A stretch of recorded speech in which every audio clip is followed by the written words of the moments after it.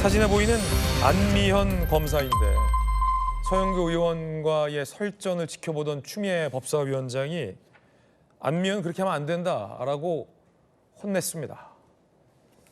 자, 어떤 상황이었는지 들어보시죠.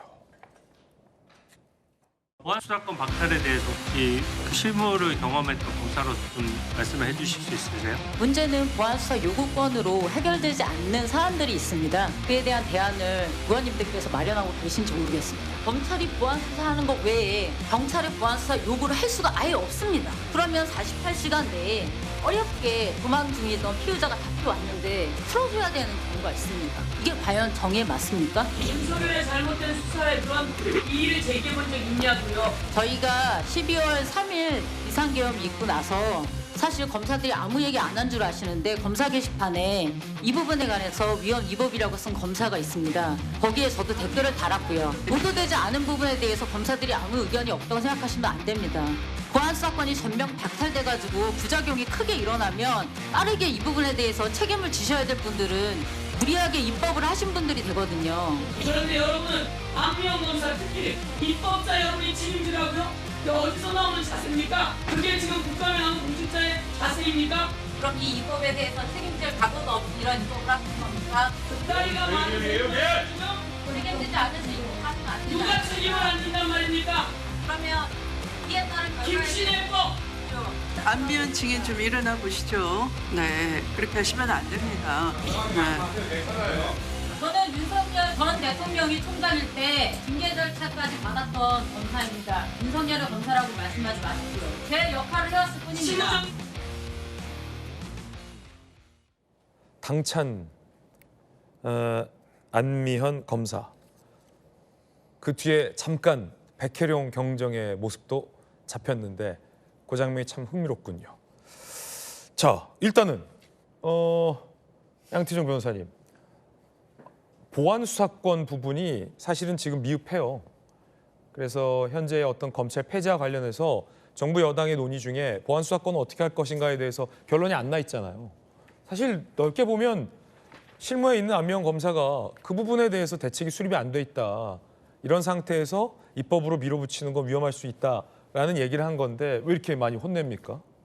그러니까 사실 지금 경찰의 수사에 대해서 지금까지는 이제 검찰이 보안 수사권이라든가 뭐 여러 가지 뭐 수사 지휘, 지금은 이제 없어졌지만 그런 여러 절차를 통해서 일종의 뭐 견제 내지는 모니터링을 했던 건 사실이고요. 그런 기능을 하는 제도는 필요하다 생각을 합니다. 다만 지금 이제 검찰이 이제 거의 폐지되고 이제 뭐 기소청과 중수청으로 이제 나뉘면서 그에 대해서 보안 수사권에서 발생할 수 있는 공백을 어떻게 제도화할지에 대해서는 계속 논의 중이고, 그래서 뭐 검찰에서도 또 경찰에서도 TF를 만들어서 계속해서 논의하고 있는 상황인데, 근데 그걸 마치 뭐 지금 뭐 정부 여당이나 국회에서 전혀 보안 수사권을 그냥 방치하고 아예 그로부터 발생할 수 있는 부작용에 대해서는 나몰라라고 있다는 식으로 저렇게 너무 일방적으로 표현한 건 좀 문제가 있다고 생각을 하고요. 다만 뭐 전체적인 안미현 검사의 저 주장은 전 일리가 있다고 생각을 합니다. 하지만 뭐 저런 식으로 뭐 국회 입법자들이 아무 역할도 안 하고 있고 무책임하다는 식으로 그 국정감사에서 저런 식의 태도를 얘기하는 거는 저는 굉장히 국민의 대표로서의 입법권자에 대한 존중이 떨어지는 태도라고 생각을 합니다. 예. 자, 그러면 저 법사 현장에 있었던 곽태규 의원님께 좀 물어보겠습니다. 정부 여당이 주도하고 있는 이 검찰 개혁 법안이 있지 않습니까? 거기에 지금 논란이 되고 있는 보안 수사권, 즉 경찰이 미흡한 수사를 했을 때 검찰, 그러니까 또 다른 수사기관이 한 번 더 주요 범죄자들의 혐의에 대해서 수사를 할 수 있게 했던 그 제도, 그 부분에 대해서 명확히 나와 있습니까? 현재 그 부분에 대한 정리가 안 돼 있죠. 그리고 검사의 보안 수사라고 하는 것은 경찰에서 혹여 미흡할 수도 있는 부분에 대해서 수사를 더 보완해야 하는 검사의 의무입니다. 그 부분까지도 못하게 하겠다 하는 것은 몇몇 정치적 사건에 있어가지고 민주당의 입맛에 맞는 수사를 안 했다는 이유로 전체 민생 범죄에 대해서까지도 보안 수사를 못하게 하겠다는 거거든요. 그러면 사실관계 첫 번째 체크, 팩트체크 하나. 검찰을 폐지하는 그 검찰 폐지 법안이 통과됐잖아요. 네네. 근데 그때 보안 수사권에 대해서 어떻게 할지에 대해서 많은 전문가들이 경고를 했는데도 그 부분에 대한 부분은 뻥 뚫린 채로 통과시켰다는 거예요? 그 부분은 아직까지도 정리가 안 된 게 그 부분에 대해서는 형사소송법을 개정을 해야 되는 것이거든요. 지금 통과된 것은 정부 조직법이 통과돼서 검찰청을 1년 뒤에는 폐지하고 공소청을 만들겠다 하는 것까지는 돼 있지만 아니 그럼 이 중요한 문제인 보안 수사권에 대해서 어떻게 할지에 대해서 정부 여당 간의 단일한 목소리나 대책 마련도 없이 무턱대고 검찰부터 없애고 봤다는 그 말씀이에요? 그렇습니다. 그것을 향후에 1년 동안 논의해가지고 보안 수사를 어떻게 할 것인지를 논의하겠다는 것인데 그걸 지금 안미영 검사가 꼬집은 거군요. 그렇습니다. 그러니까 지금 일선에서 수사를 담당하고 있는 검사의 역할이나 말이 굉장히 지금은 중요한 거죠. 앞으로 1년 동안에 논의하는 데 있어서. 그런데 증인으로 출석한 저 안미영 검사가 그런 현장의 상황을 이야기를 하는 상황인데 민주당 의원님들이 본인한테 불리한 증인이나 참고인의 진술이 나오면은 다 같이 달려들어서 윽박질러요. 이게 지금 법사위뿐만 아니라 지금 이번 국감 들어와가지고 최민희 위원장이 과방위에서는 또 MBC 보도본부장을 또 퇴장시키지 않았습니까? 그러니까 이런 식으로 지금 국민의힘에서는 주장하는 증인 참고인은 아예 부르지도 못하고 민주당이 일방적으로 채택하는 증인들이 나오는데 그 증인들이 나와서 민주당하고 조금만 다른 의견을 이야기를 하면 윽박지르고 퇴장시키고 이런 식으로 지금 진행되고 있거든요. 그러니까 법사위의 추미애 위원장이나 그다음에 과방위의 최민희 위원장 정말로 이 국감의 운영을 지금과 같은 일방적인 상황으로 운영하면 안 된다고 생각을 하고요.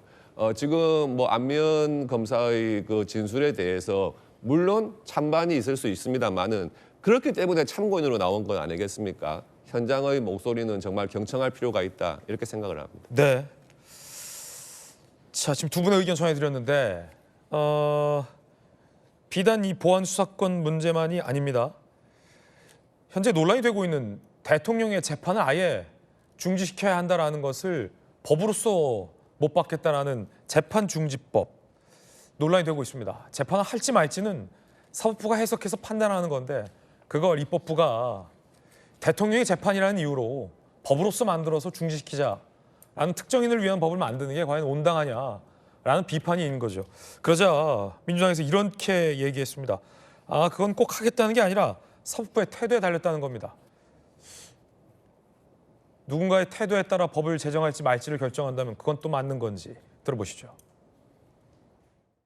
재판중지법에 대해서는 일단 사법부의 태도에 좀 달렸다고 봅니다. 국감 중에 드러난 상황을 보면 고등법원장 또 대법원장들 발언이 국민 눈높이에 맞지 않는 태도들을 보이고 있단 말이에요. 이런 사법부의 태도가 저희가 재판중지법을 어떻게 밀고 나갈 것인가를 좀 보면서 해야 되지 않나 싶고요. 사법부 판사들이 어떻게 나오는지 그 태도를 보고 재판중지법을 입법할지 말지를 결정하겠다는 겁니다. 제가 국회의원을 해본 적이 없어서 그런데 그래도 제가 국회의원들을 많이 취재해봤거든요. 국회도 출입 많이 해봤고. 근데 안 그래도 지금 특정인을 위한 입법을 하는 것 자체에도 논란이 있는데 그 입법을 할지 말지를 상대의 더군다나 삼권이 분립되어 있는 사법부의 태도에 따라 입법을 할지 말지를 결정한다. 이런 얘기는 제가 처음 들어서 어떻게 보십니까? 글쎄요. 이제 그런데 중요한 거는 정확하게 우리가 생각해야 되는 게 재판중지법이라고 하는 게 이재명 대통령의 임기 중에 만약에 사법부가 재판을 재개하면 대통령이 임무를 수행하는 게 대통령 역할을 수행하는 게 이런저런 이렇게 장애가 되니까 대통령 임기 중에만 재판 중지하자 이런 건 아니잖아요.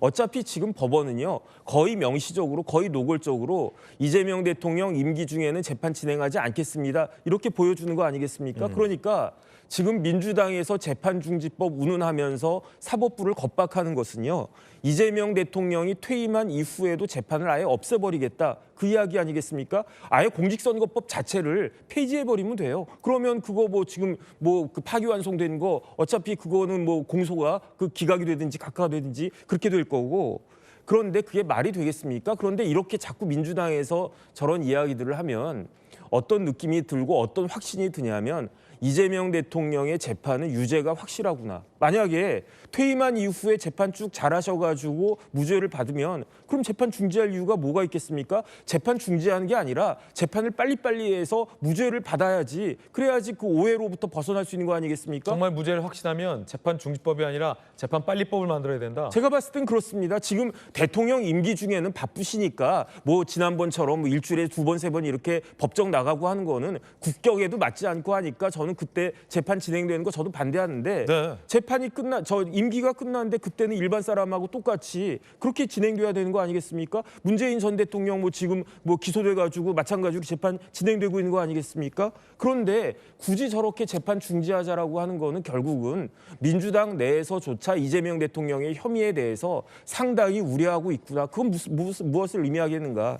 제가 봤을 때는요. 우리 국민들의 마음은 뭐 지금 조금 전에 그 민주당 의원님이 국민 눈높이 운운하시던데 대한민국 국민의 눈높이는요. 재판이 중지되는 게 필요한 게 아니라 국회가 중지되는 게 필요한 거 아닌가? 저는 그렇게 생각하는 사람들이 훨씬 더 많지 않을까? 개인적인 그런 생각까지 듭니다. 네, 정익준 변호사님의 강한 비판, 개인적 견해 전해드렸습니다.